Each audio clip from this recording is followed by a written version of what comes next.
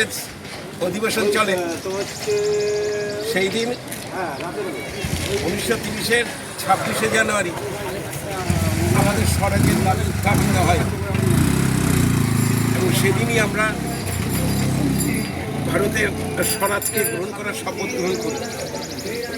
1926 সালের 1949 সালের 26শে নভেম্বর যখন সংবিধান গৃহীত হয় তখন সংবিধান গ্রহণের দিনটিকে আমরা 2 মাস পিছিয়ে দিই এই কারণেই যে 26শে জানুয়ারি আমরা সংবিধানটা গ্রহণ করা হবে এবং 50 সালের 26শে জানুয়ারি আমাদের সংবিধান কার্যকরী হয়েছিল ভারতবর্ষে।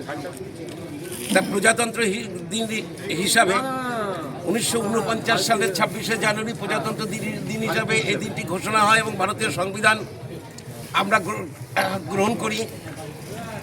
আর এই প্রজাতন্ত্র দিবসের মূল কথা হচ্ছে গণতন্ত্র, by the people, for the people, for the people, of the people. আমাদের ভারত রাষ্ট্র প্রজাদের জন্যে, প্রজাদের কল্যাণেই সমস্ত কার্যকারিতা করবে। তার জন্য মণ্ডলের মাননীয় সভাপতি বাবি মিস্ত্রি মহাশয় এবং অন্যান্য যে সমস্ত কর্মীরা, আমি তাদের কর্মী বলি না, আমাদের ভারতীয় জনতা পার্টির সৈন্য যেমন দেশকে রক্ষা করে, আর আমাদের সৈনিকরা দেশের মধ্যে অবস্থিত অনাচারের বিরুদ্ধে, ভ্রষ্টাচারের বিরুদ্ধে, উগ্রপন্থার বিরুদ্ধে লড়াই করে দেশকে সুরক্ষিত রাখে। আমাদের দেশ সনাতনীর দেশ, আমাদের দেশ হিন্দুত্বের দেশ। মাঝে কিছু শপথ ভারতবর্ষকে দুর্বল করবার প্রয়াস চালিয়েছে, কিন্তু পারেনি। আমাদের বেদ ভিত্তিক সাম্যবাদ। বেদ হচ্ছে শ্রুতি, যে শ্রুতিতে নির্ভর করে আমাদের কাব্যগ্রন্থ এবং সনাতনী ঐতিহ্য গড়ে উঠেছে।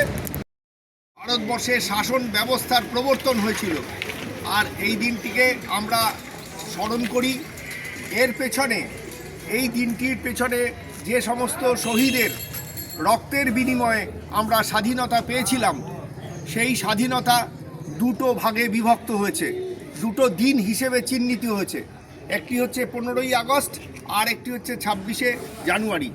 এই 26শে জানুয়ারি আইনের শাসন প্রতিষ্ঠার মাধ্যমে ভারতবর্ষ গণতান্ত্রিক ধর্মনিরপেক্ষ রাষ্ট্র হিসেবে গঠিত হয়েছে। দুর্ভাগ্যের বিষয় যে এটা ধর্মনিরপেক্ষ হয়ে গেছে, আর ভারতবর্ষের আরেকটি অংশ যেটা ধর্মনিরপেক্ষ হতে পারেনি, তারা উগ্রবাদী রাষ্ট্রে পরিণত হয়েছে। আমাদের দেশকে ভাগ করে যারা এই জঘন্য কাজটি করেছে তাদের সমর্থনযোগ্য আমরা মনে করি না। কিন্তু আমরা ভারতবর্ষের স্বাধীনতা, কৃষ্টি, সংস্কৃতি স্থাপনের জন্য লড়াই করি। যে মণ্ডলের মাননীয় সভাপতি বাবি মিস্ত্রি মহাশয় এবং অন্যান্য যে সমস্ত কর্মীরা, আমি তাদের কর্মী বলি না, আমাদের ভারতীয় জনতা পার্টির সৈন্য যেমন দেশকে রক্ষা করে, আর আমাদের সৈনিকরা দেশের মধ্যে অবস্থিত অনাচারের বিরুদ্ধে, ভ্রষ্টাচারের বিরুদ্ধে, উগ্রপন্থার বিরুদ্ধে লড়াই করে দেশকে সুরক্ষিত রাখে। আমাদের দেশ সনাতনীর দেশ, আমাদের দেশ হিন্দুত্বের দেশ। মাঝে কিছু শপথ ভারতবর্ষকে দুর্বল করবার প্রয়াস চালিয়েছে, কিন্তু পারেনি। আমাদের বেদ ভিত্তিক সাম্যবাদ। বেদ হচ্ছে শ্রুতি, যে শ্রুতিতে নির্ভর করে আমাদের কাব্যগ্রন্থ এবং সনাতনী ঐতিহ্য গড়ে উঠেছে।